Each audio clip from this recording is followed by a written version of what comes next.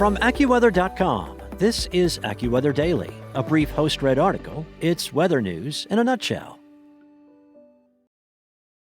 Well, the state of Illinois is the new severe weather champion of the nation. That's according to data from NOAA's Storm Prediction Center. The numbers reflect an unusual weather pattern so far this spring. Illinois has had 80 tornado reports through April 19th, and that's almost twice as many as number 2 on that list, Mississippi, with 43. A tornado outbreak last Friday generated 27 confirmed tornadoes in Illinois, and storm surveys are ongoing. The outbreak spanned an area from Oklahoma to Wisconsin, dropping at least 48 tornadoes and sparking 2 house fires near Chicago.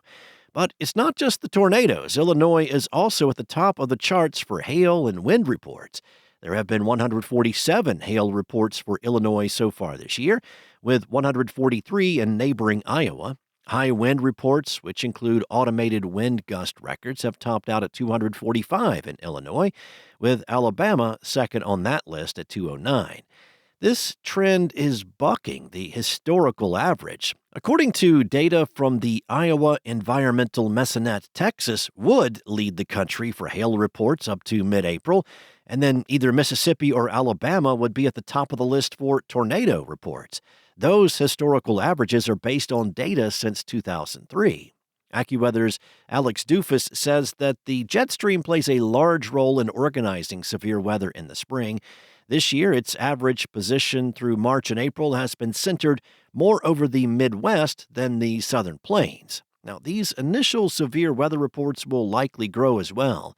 Each individual National Weather Service office is likely still working through and confirming reports of tornadoes, hail, and damaging winds, with those numbers still subject to change.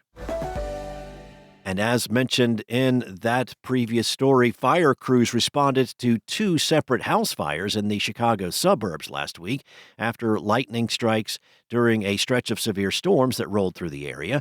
On Friday the 17th, the Wheaton Fire Department responded to a home after lightning struck the roof.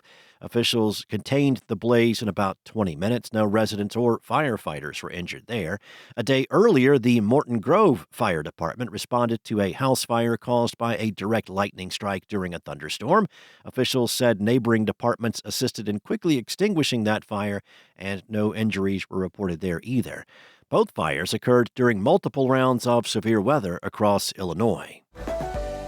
Well, shifting focus away from our planet now, Mars may have once had an ocean so vast that it covered a third of the planet before evaporating billions of years ago and leaving behind a telltale sign, a flat band of land outlining the former ocean, similar to the ring left behind in a drained bathtub.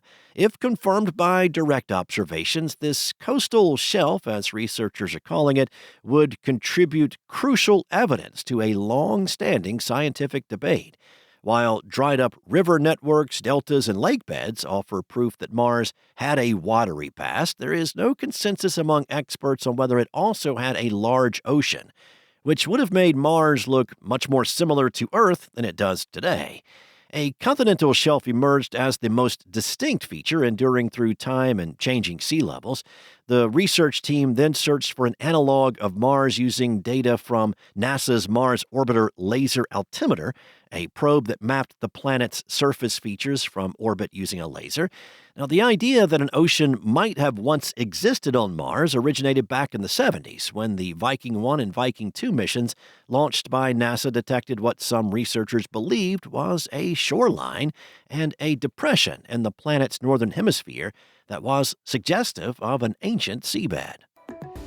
That's all for now. You can find more regional forecasts and more science-based articles at AccuWeather.com. And for your local forecast at your fingertips, download the AccuWeather app.